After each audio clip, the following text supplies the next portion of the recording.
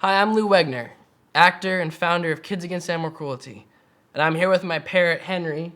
He's actually a dog. And my buddy, Kippy.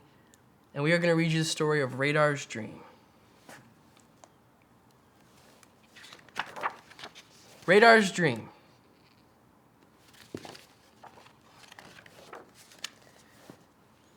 In my dream, I'm flying. Not super high. I can still see the ground, but I'm free. No cages, no hard floor.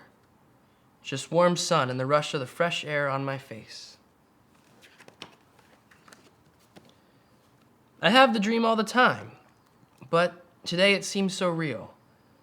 And at the end, I floated down from the sky and ran right into the arms of a smiley kid who was calling my name. He hugged me and told me I was home. But then I woke up.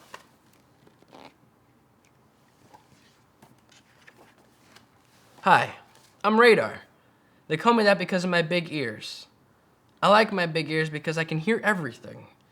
I can hear people coming way before they get to my kennel.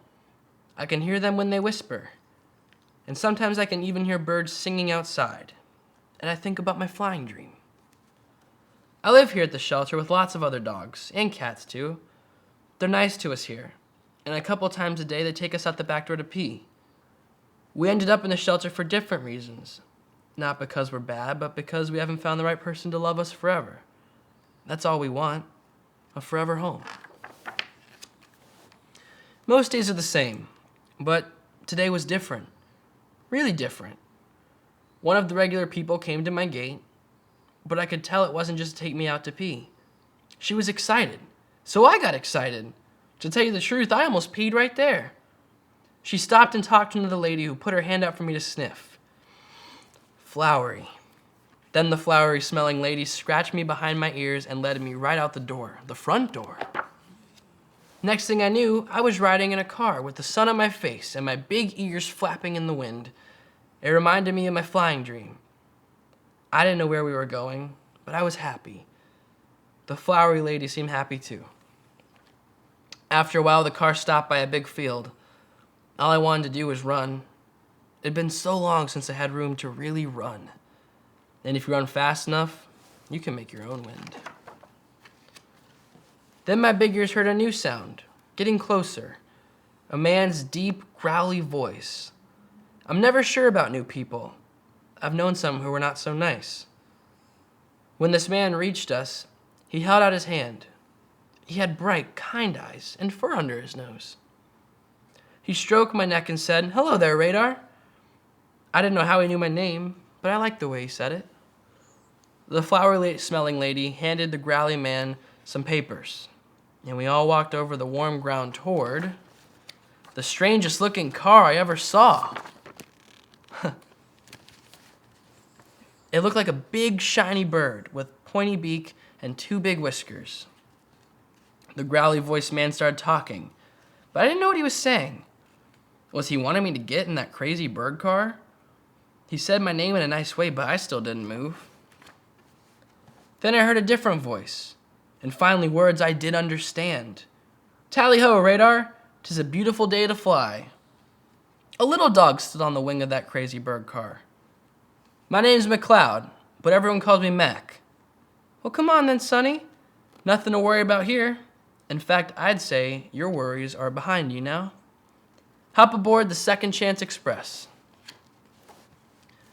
Mac told me that the man was his two-legged dad. He's also the pilot of the crazy bird car, which he called an airplane. Mac is his co-pilot. They load the plane with homeless animals just like me and fly them to a new place where they can have a real home with people who will love them forever. A forever home. I could hardly believe it. 'Tis true, Mac said. There are lots of other good people who save all sorts of animals. Cats, rabbits, chickens, and even snakes. If there's a better life waiting for animals somewhere, we take them there. And today, you're taking me somewhere, I said. Aye, Max said. Today is your lucky day. It's everyone's lucky day. When we jumped into the plane, I saw what he meant by everyone. It was already full of dogs, big and small. Are we all going to the same home, I asked Mac. Nay, he said. Chance is on his way to Iowa. Ernie's going to Ohio, and the pups are all going all the way to Minnesota. I wonder where all these places were, but there was no time to ask. The man shut the door, gave Mac a thumbs up, and started the engine. The three of us big dogs in the back looked at each other, too excited to talk. The puppies were too excited to be quiet. I felt the wheels of the airplane start rolling faster and faster until suddenly I couldn't feel them at all. I looked out the window and saw the ground moving away from the flowery lady getting smaller and smaller. We were flying. I'd never seen the tops of trees before. Ponds looked as small as puddles, and cars looked like chew toys. Amazing, beautiful flying.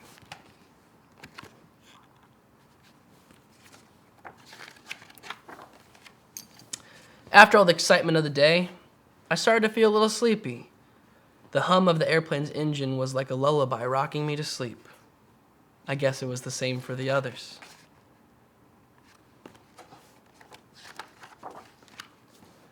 In my dream, I was flying, up with the birds, with the wind in my face, no cages, no cold hard floor.